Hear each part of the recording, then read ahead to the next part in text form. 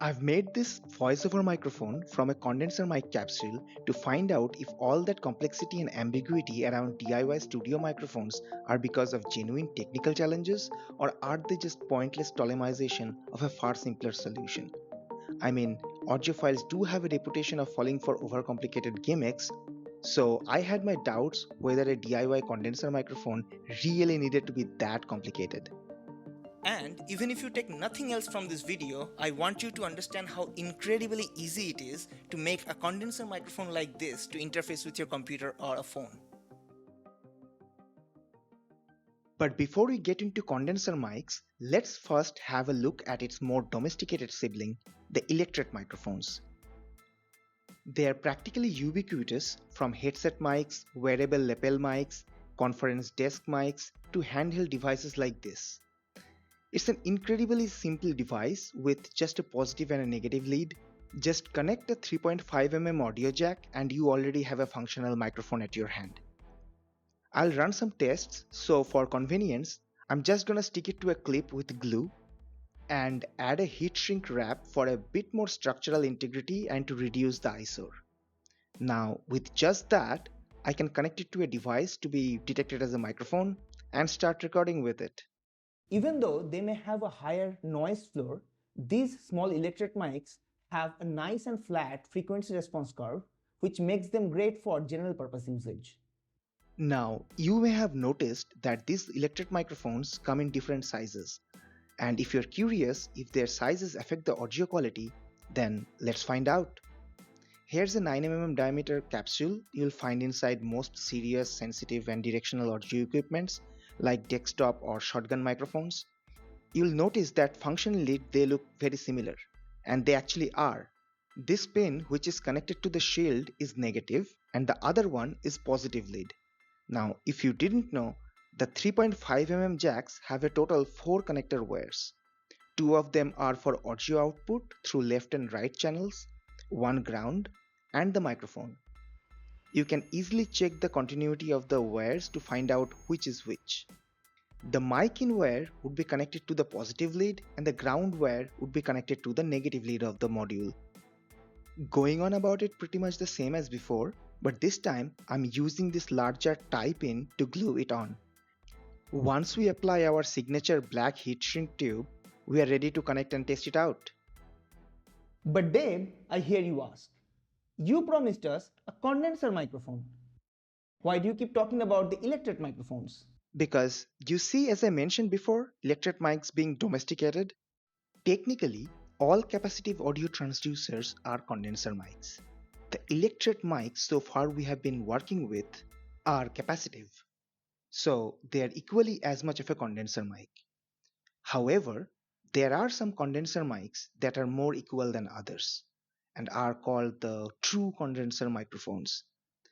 They're usually large diaphragm capsules, but unlike ECMs, they lack the internal polarization or mic level impedance converter. And there's also half-blood classes of microphones with large diaphragm capsules and lack of built-in signal buffer, like true condenser mics, but they're permanently polarized like the Electret mics. 2555B is one such microphone and is often the target of DIY builders. But because of its amphibious nature, it's pretty easy to end up overcomplicating it. So let's simplify. Imagine an electret microphone being a dog. In this analogy, a condenser microphone then would be a wolf, and the process of domestication is what sets them apart. However, the level of domestication required may differ. Now, what does this process of domestication look like? If we cut open an electret microphone capsule, we see inside there's a mylar film as diaphragm and the charged electret plate together forming a capacitor which changes the capacitance with sound vibration in the air. And if we dig a little deeper, we can find that the electret plate is actually connected to the gate of a JFET, a particular kind of transistor used as an analog signal buffer. The JFET's other two legs are the two pins we were connecting our wires to. So from our analogy, proper use of this JFET should be the process of domestication. But how? The DIY condenser mics you may have seen so far, they were also complicated. Look, Boom, bam, bop, bada bop, boom, pow. Alright, calm down. Let's test if this theory holds true in the real world. This is a large diaphragm condenser capsule. You can get one like this for around $10 to $15. Now, if we look at the simplified biasing circuit, all we need is a high value biasing resistor and a JFET to wire it up. I'm going to use the same JFET that I got from the teardown of the Electret mic, but you can buy and use a discrete one just as well. One thing to note here, the K596 JFET we are using actually has an integrated biasing resistor because it's dedicated to be used for this exact purpose. So if you're also using a salvaged Electret JFET like this one, then you don't really need a discrete resistor, although that shouldn't harm anything.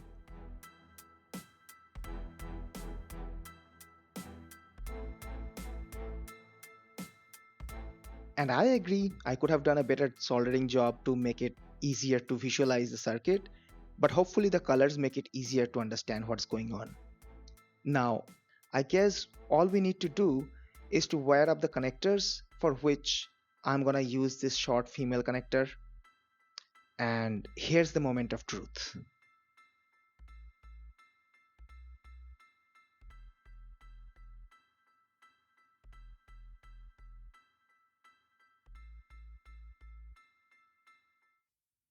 Engineering to Captain Picard. Hello.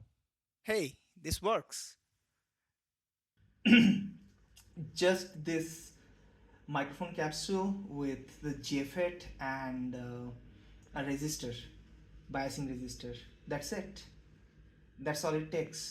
And even if you take nothing else from this video, I want you to understand how incredibly easy it is to make a condenser microphone like this to interface with your computer or a phone. And now that we know it's functional, it's no way structurally secure. So let's do something about it. And yeah, I'm gonna keep it simple.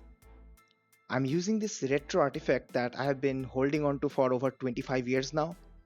Comment down below if you know what it is.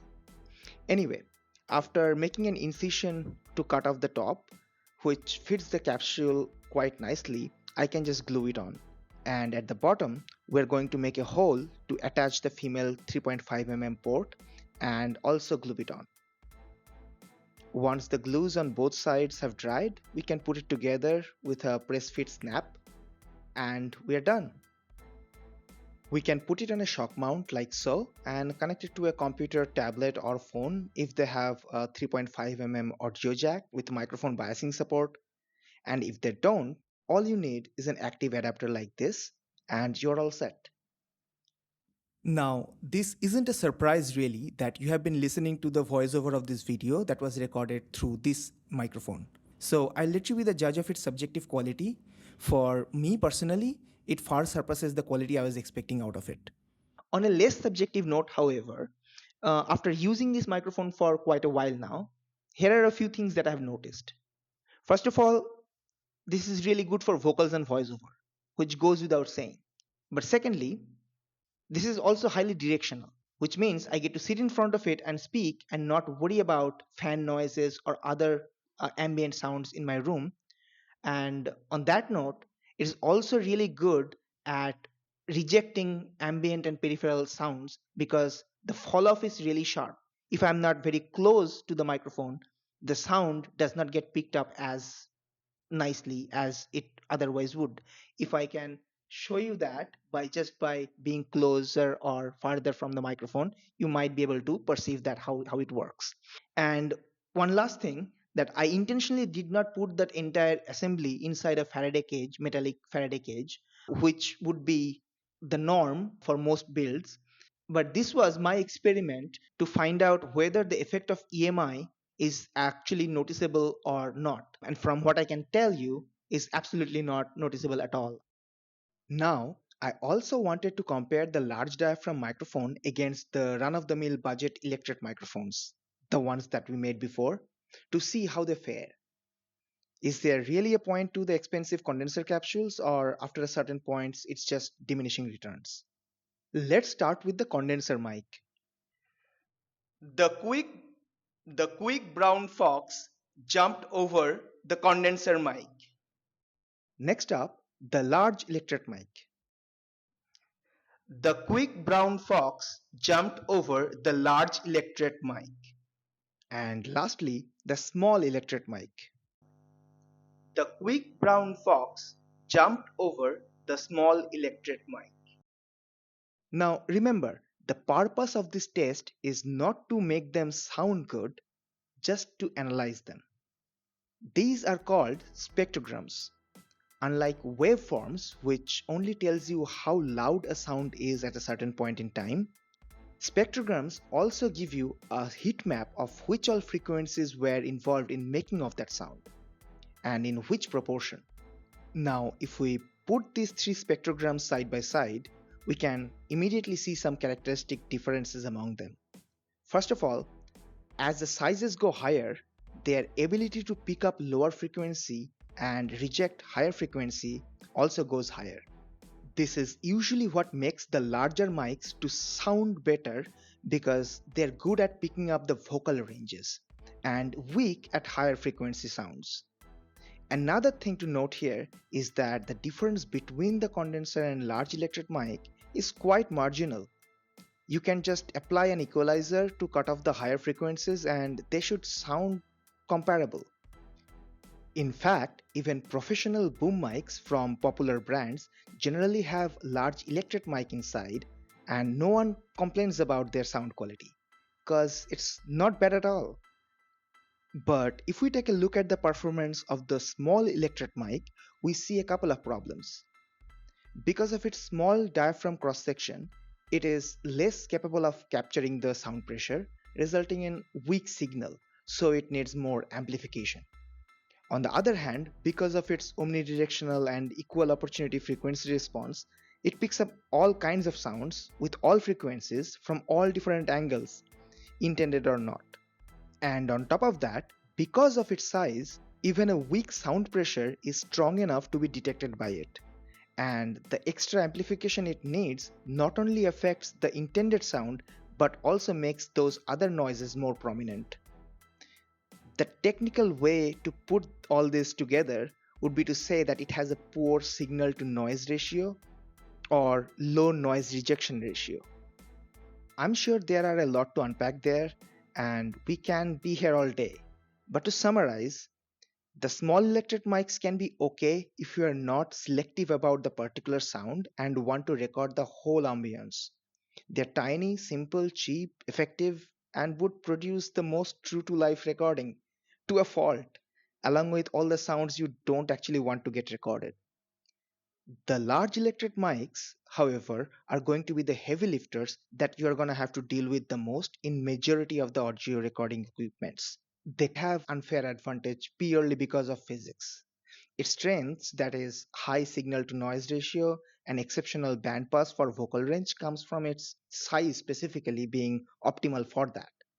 Larger the diaphragm, the better it is at picking up the lower frequencies.